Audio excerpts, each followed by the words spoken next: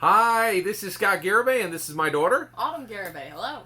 And today we are going to talk about the Washington, D.C., March 15th, CNN Univision debate number 11 with, who was in there?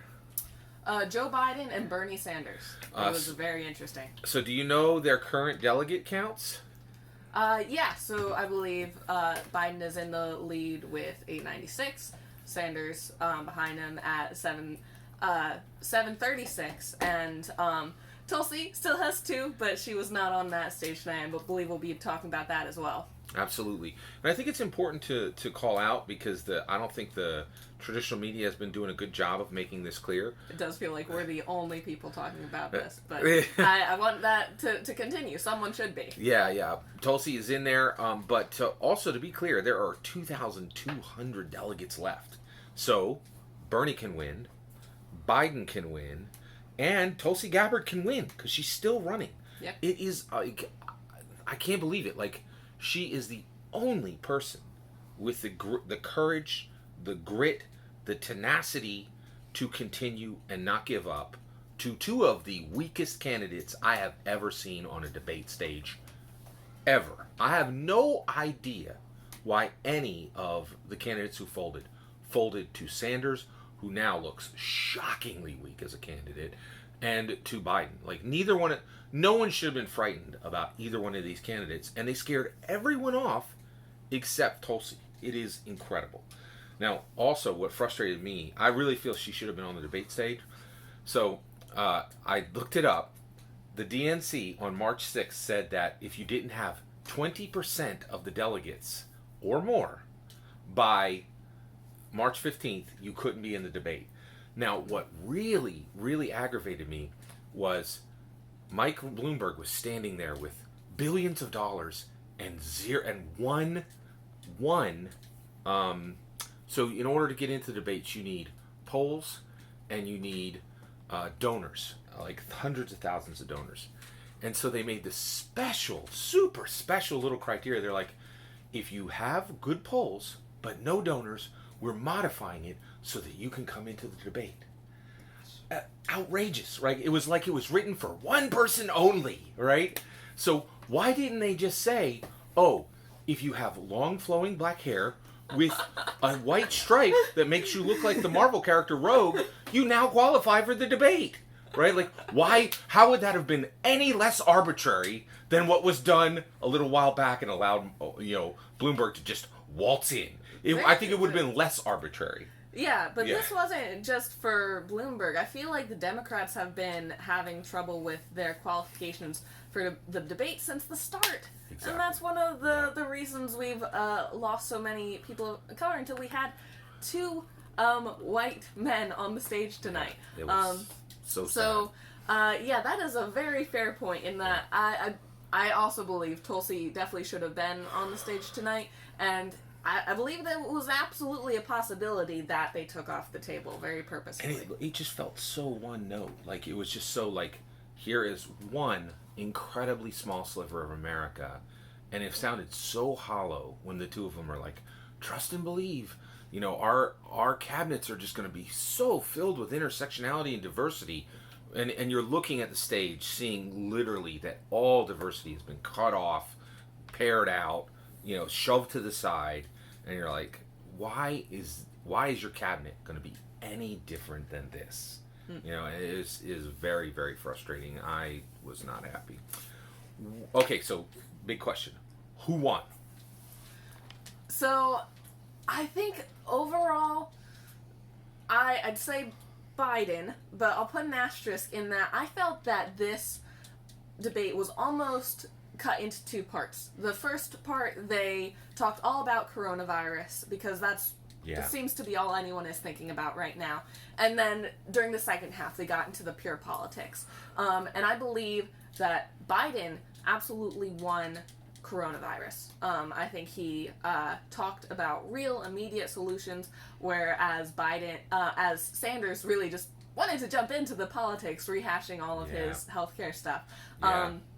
And during the politics talk, Sanders really got at Biden in talking about all of his previous votes, Yep. which Biden denied time after time again. And we were doing this right after the debate. We haven't had time to fact check it. But in reality, I think many people watching the debate are not also taking the time to fact check it. So him just sitting there saying no, and then Sanders asking the same questions repeatedly, it wasn't a good look for either of them. I think it was a worse look for Biden.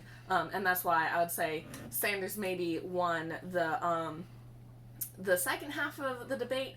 But Interesting. coronavirus is such a big crisis right now. I Right. think that is what people were tuning into and what people will remember from this debate. And that's why I think Biden had a lot of good... he had a couple of flubs. A couple times Sanders might have had him. But he also had a lot of good power lines. I think there will be stuff he said and did in this debate will really stick with in the minds of Americans, where I'm not sure I can say as much for Sanders. Great analysis, by the way. Thank I think you. that was really solid. And I definitely agree that Biden won this. But I think he won for different reasons. Yeah, so why do you think Biden won? I looked at this debate, and I listen to Slate podcast, Slate Political Gabfesters, so they're fantastic. And they brought up a point, so I want to give the credit to them for this, but I 100% agree with them. Biden is not winning because of anything Biden has done. He's winning because he was Obama's vice president, and he's winning because the blue power base has chosen him. He is the chosen one, period. And so it doesn't, he doesn't need to do anything. He just needs to keep standing, right? Which It's still a challenge. yeah, which because the CDC is like, you're more susceptible, right? So yeah, it's really and so I really feel like, and so once you saw that Biden had overcome Bernie's initial lead, so Biden's only beating Bernie by less than 200 delegates, right? So they're neck and neck, but more and more the establishment is like Biden. Candidate after candidate after candidate is coming out for Biden, and it seems like institutions are coming out for Biden. I think the DNC is absolutely for Biden, not in any kind of corrupt way, but just in an influence way. It's who they prefer, right? And they do have some. I think they have some role in guidance of the party, but they can't be too ham-handed about it. And so I feel like Biden is just absorbing everyone's idea that you are the candidate who can beat Trump. And I have to say, now that we're here, they're so bad. Both of them are so bad as candidates. But from the perspective of beating Trump, I definitely think, I think Bernie has a 1% chance of beating Trump.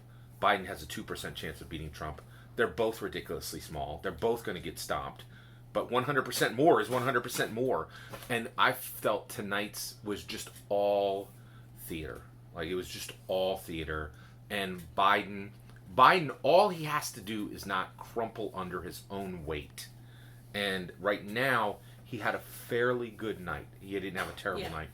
And Bernie got hit with the communist question again.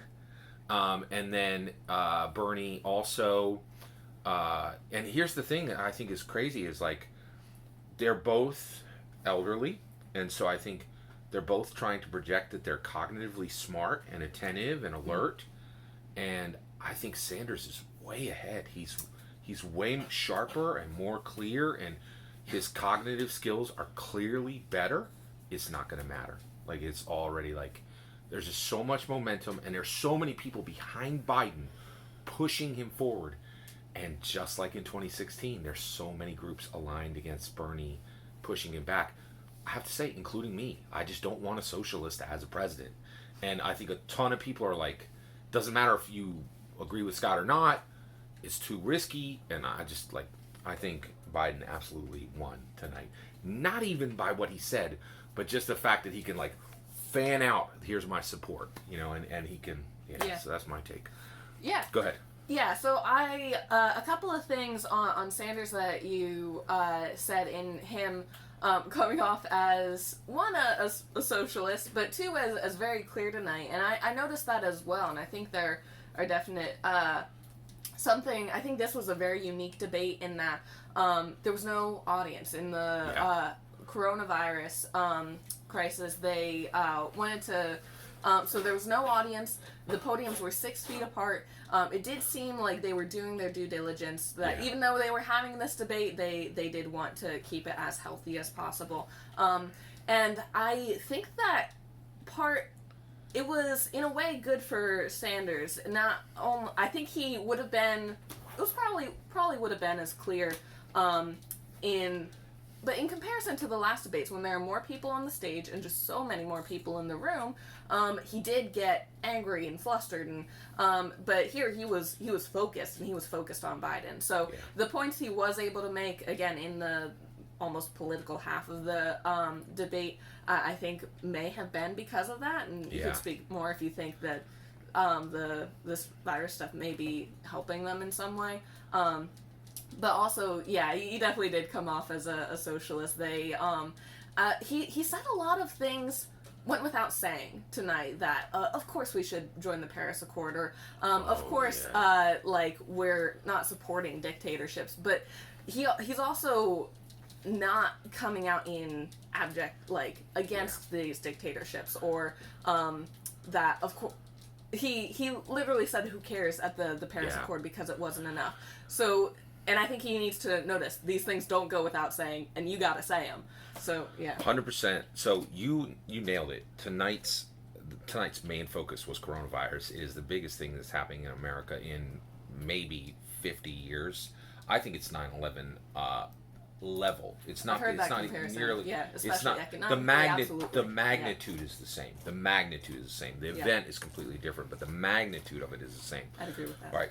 I have a million things I want to respond to what you just said, but let's skip all that and get right to the biggest thing that happened tonight. What's the biggest thing that was talked about tonight? So, lots happened. I'd say, in my opinion, Biden vouched that he would have a woman as his vice president. Winner, winner, chicken dinner. Yeah. Let's go through it. So we've said before that vice presidents are going to be more important now than ever. So this is your next president. The VP, whoever, it doesn't matter if Sanders or Biden gets in. The VP is the president. And my take on that is, one, with Obama, you could see him wither and shrink by the weight of the job. And what he was dealing with is way less than the stress that will be on these people, right? So on Biden or Sanders. And so the things that would put in the VP are life exit, that's number one, which could absolutely possible. Like if you're 80 and both of them have said no to promising one term. So both of them have not put out, so if you get your VP, right, you're talking a guaranteed 86-year-old president. So a life exit for somebody who's been under the most intense pressure for 6 years of any job on the planet, the life exit possibility is very, very high. In addition to that, it's not just life exit that can take them out. There's a whole slew of maladies that could take them out, one of which is whipping across the planet right now that they're far more susceptible to. And guess what? International dignitaries and international travel are a huge part of the job, right? Yeah. So it's like, oh, hey, here's a placeholder. Here's your president, right? So it's almost like Biden just said, woman president, done, right? And honestly, it's pretty incredible because it could allow us to jump over the obstacle of election, right? It's really, it might actually, so it's really incredible. Now I'm curious. So I'm gonna name them out, the top candidates, and I want you to tell me yes or no. Do you think Biden would take them? Tulsi. Yes. I'll say quickly, yes, she is a woman. Two, would Biden take her as his VP? Yes, and Oh, yeah. I believe why. But secondarily, I believe you said she identifies as a person of color, which he has doubly wanted Right. to represent. Right. So That's a great point. Great point. she might be at the top. Elizabeth. No. Okay. No. Yeah. Okay. Amy. Yes. Yeah. Oprah. Oh, snap! I surprised you. You did. It could absolutely happen, and it could I- lock the I- election. I remember people talking Yeah. about this beforehand, and yeah, she would not be our this. I think the celebrity to politician was especially popular Yeah. with Trump, and then people started talking about Oprah, and she is a black woman. Yeah. Yeah, it's possible. Here's another one. Kamala Harris. Yes, she was actually one of the first people that come to mind. I hope he brings her back up. I'm not sure if you know this lady. I think she made a huge mistake by not running. But have you ever heard of Stacey Abrams? No. She's a very well regarded. Like every coastal elite loves her. She's she's some kind of government person. She's brilliant.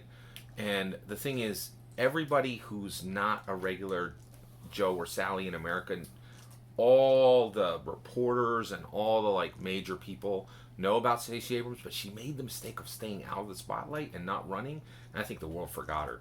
But I predict Stacey Abrams is probably on the short list. Is there anybody I didn't mention who you think might be on the short list? Not that you didn't mention. Okay. The first people that came to mind for me were Tulsi, Amy, and Kamala Harris. Yeah. Who do you, if you could pick, who would you pick? And it doesn't have to even be from the list we just came. Yeah. Well, who do you think? I'll be honest. His vouch was a surprise to me that he would pick a woman. Because again, we speculated this, and this still might happen for Sanders, but I would still be up for Pete Buttigieg as someone's vice president, and similarly into and that may lead into us having a first president, either the first woman president or the first openly gay president. Yeah. But it looks like that will be up to Sanders because he's now out of the running for Biden. Yeah. All right, so my pick, I think, wow, this is a tough one. I think that I would choose, boy, this is really tricky. I would go with Tulsi Gabbard. Yeah. I was really down with Amy Klobuchar, but she folded so fast and did not even give her all those people who supported her and pushed her and did so much for her campaign. She didn't even give them a chance to vote for her in Super Tuesday. She was so ready to quit and surrender. And here's Tulsi Gabbard, who doesn't believe half the things. I'm not down with her platform, but boy, am I down with her grit, all right, and her stick-to-itiveness. Also, Elizabeth Moss, who played Peggy in Mad Men, and is in The Handmaid's Tale. She was just in a movie called The Invisible Man. Tulsi is in a live-action movie right now called The Invisible Woman. Right, I feel like she's just being ignored so hard, and honestly, I'm really curious if when we get past this, if there's gonna be a reckoning for for so many groups who were like feminism and pro women, and then you're like, what the heck? Why wasn't that goodwill and that attention extended to Tulsi? Why was she excluded from your care? It's really going to be. So she would be my pick. But I think that was the moment of the night, without a doubt. So we both agree who the winner was. Clearly Biden. Sanders is, I think he's, you're watching theater now. You're watching a stage play. They're just going through the motions. I think, and honestly, So something that stuck out to me from the first half of the debate, I've been watching your videos, and you had a trigger warning on an "I told you so" video, and Bernie. So why I bring that up is Bernie today.